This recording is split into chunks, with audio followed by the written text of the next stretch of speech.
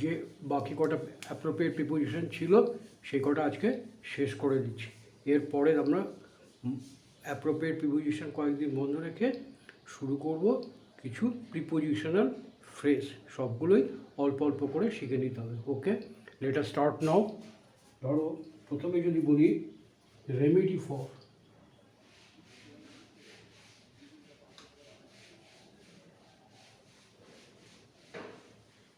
এর মানে হচ্ছে প্রতিকার।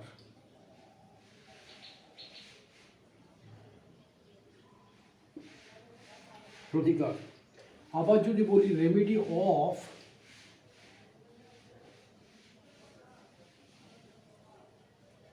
এইটা প্রতিকার নাউন।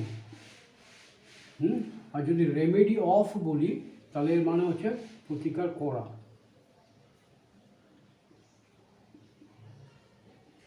এটা হচ্ছে ভার্ব। ঠিক আছে, এখন রেমেডি ফর যদি বলি, ধরো যদি বলি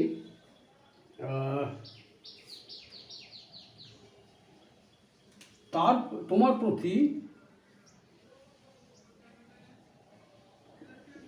প্রতি তার এই দুর্ব্যবহারের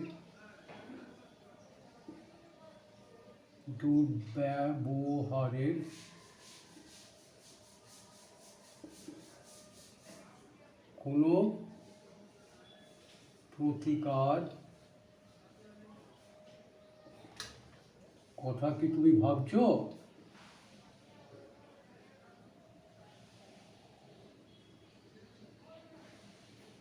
দেখো অনেক বড় সেন্টেন্স। এই সেন্টেন্সটা করতে গিয়ে প্রথমে কীভাবে করব? আমরা যে সেন্টেন্সই হোক প্রথমে আগে দেখে নেব যে তার মধ্যে সাবজেক্ট কোনটা। এখান থেকে আমি কীরকমভাবে করতে পারি, ধরো সাবজেক্ট তুমি, তুমি কি ভাবছো?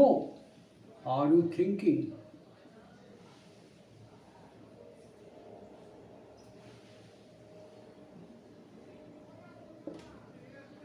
দেখো থিঙ্কের পরে প্রিপোজিশনে বসে অফ।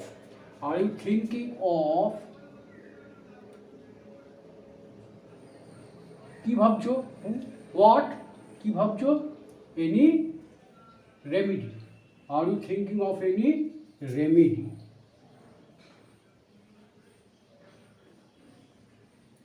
কিসের জন্য?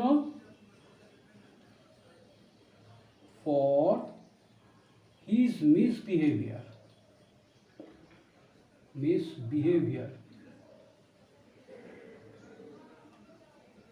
কার প্রতি? To you. Are you thinking of any remedy for his misbehaviour to you. বোঝা গেল?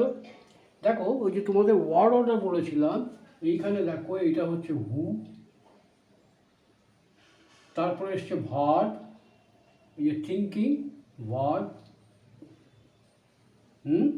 ভার্বের সঙ্গে অবজেক্ট থেকে তাকিয়ে অবজেক্ট কোনটা? এটা হচ্ছে অবজেক্ট। বুঝা গেল? হু, হোয়াট, তারপর কি ওয়েন, হাউ, হ্যাঁ সেরকম আসছে। কি কিসের জন্য ভাবছি? অবজেক্টে কি? For his remedy for his misbehaviour. তাহলে পুরোটাই কিন্তু অবজেক্টের মধ্যে চলে আসবে। তাহলে তোমার প্রতি তার এই দুর্ব্যবহারে কোনো প্রতিকারের কথা কি তুমি ভাবছো? Are you thinking of any remedy for his misbehaviour to you. আর কি বলতে বলো? আরেকটু ধরা যায়, আমরা কাটমানি কথাটা প্রায়ই শুনি। কাটমানি, তোলাবাজি, কাটমানি। তাহলে তোলাবাজি বন্ধ করার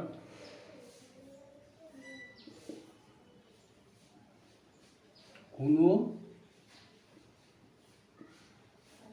উপায় কি আছে? দেখো আমরা বারবারই একটা কথা বলছি যে আমাদের সেন্সটা ক্লিয়ার করার জন্য আমরা ট্রান্সলেট করব শব্দ অনুযায়ী। দেখো তোলাবাজি বন্ধ করার কোনো উপায় কি আছে? তারপরে তোলাবাজি, এটা কাউকে জিজ্ঞাসা করছি আমরা, তোলাবাজি বন্ধ করার কোনো উপায় কি আছে? তার মানে তোলাবাজি কোনো উপায় কি তুমি জানো? তোলাবাজি বন্ধ করার কোনো উপায় কি জানো? অথবা তোমাদের কি জানা আছে তোলাবাজি কি করে বন্ধ করা যেতে পারে? তাহলে এটা কীভাবে করা যেতে পারে দেখো। তোলাবাজি বন্ধ করার কোনো উপায় কি আছে? ইজ দেয়ার এনি ওয়ে, কি করা? ইজ দেয়ার এনি ওয়ে কি? টু স্টপ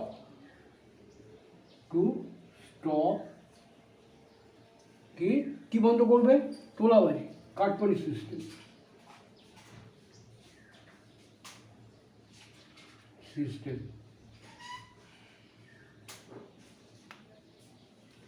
এইবার দেখো, is there any way to stop cut money system. এখানে এই যে টু স্টপ বললাম, এটা আমরা কি করতে পারি? Is there any way for stopping cut money system. ঠিক আছে, এইবার দেখো এখানে আমরা কি ব্যবহার করেছি? টু স্টপ এই কথাটা ব্যবহার করেছি। কি ব্যবহার করবো আমরা? Remedy of. তাহলে আমরা কি করব? সেখানে লিখবো আমরা ইজ দেয়ার এনি, এই যে ওয়ে টু স্টপ না করে করব, এখানে আমরা করব ইজ দেয়ার এনি, এবার নিচে আসছি দেখো, ইজ দেয়ার এনি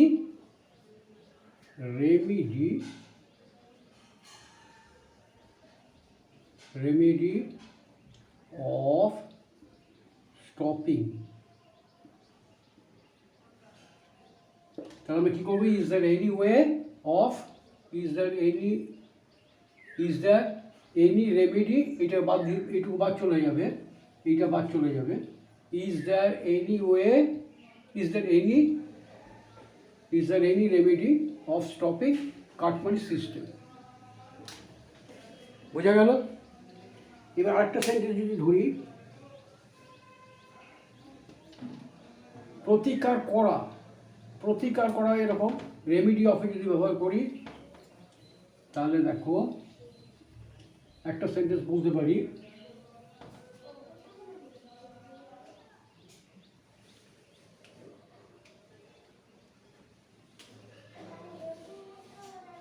তার কাজে ফাঁকি দেওয়া বন্ধ করার কোনো উপায় আছে কি? এই যে আছে কি, তার কাজে ফাঁকি দেওয়ার কোনো উপায় আছে কি, তার মানে কোনো উপায় বলতে পারো কি, এর মানে অর্থটা কি? আছে কি জিজ্ঞাসা করছি কাউকে, তাহলে বলতে পারি তার কাজে ফাঁকি দেওয়া বন্ধ করার কোনো উপায় বলতে পারো কি?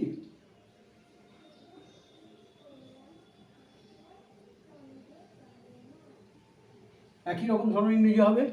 তাহলে কোনো উপায় বলতে পারো কি, কোনো উপায় খুঁজে বের করতে পারো কি, একই রকম মানেটা বোঝা যাবে। তাহলে আমরা বলতে পারি ক্যান ইউ ফাইন্ড আউট, খুঁজে বের করা, ফাইন্ড আউট মানে খুঁজে বের করা। Can you find out any remedy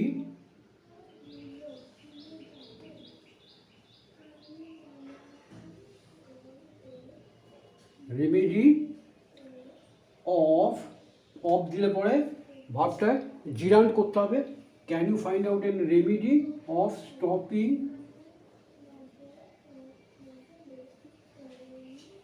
his কাজে ফাঁকি ইংরেজি কি? নেগলিজেন্স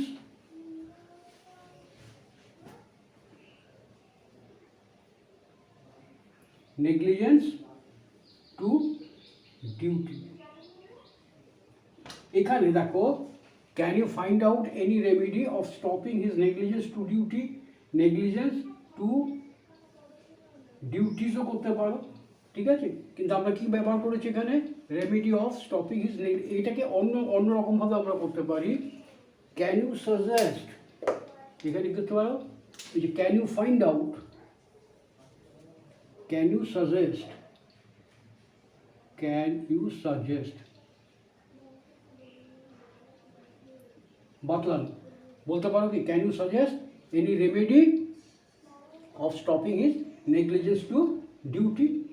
এইবার দেখো একটা কথা মনে রাখো, এই যে নেগলিজেন্স কথাটা বললাম, এটা কোত্থেকে এসছে?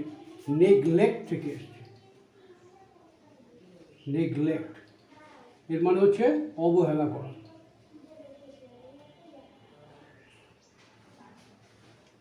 এটা হচ্ছে ভার্ব।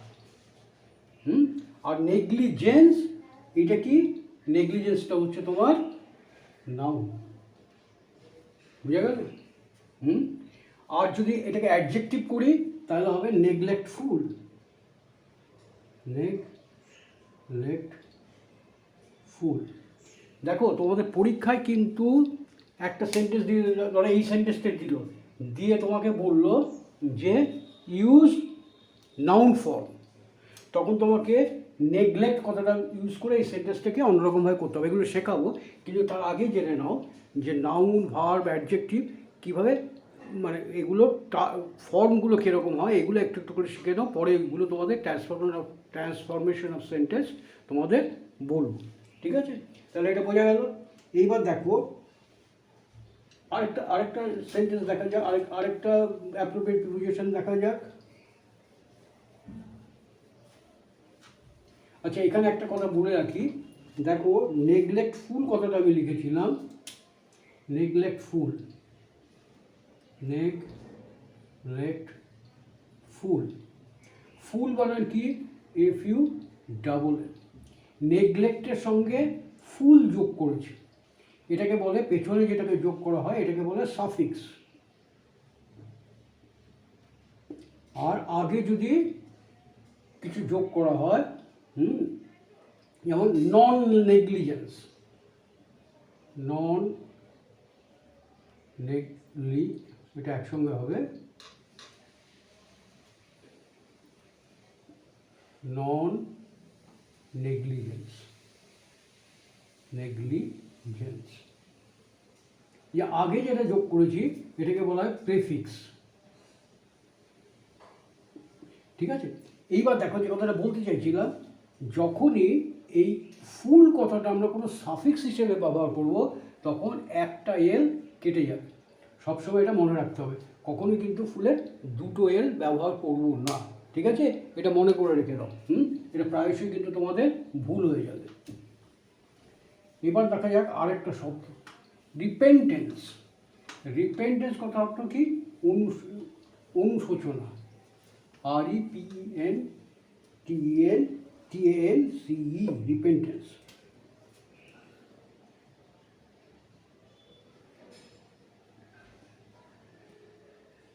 এর মানে হচ্ছে অনুশোচনা। অনুশোচনা কোন পার্টস অফ স্পিচ? নাউন।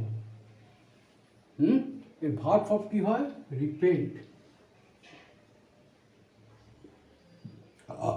রিপেন্টেন্সের পরে তোমার যে অ্যাপ্রোপ্রিয়েট প্রিপোজিশনটা বসে সেটা হচ্ছে ফর, ঠিক আছে? আর রিপেন্ট মানে অনুশোচনা করা।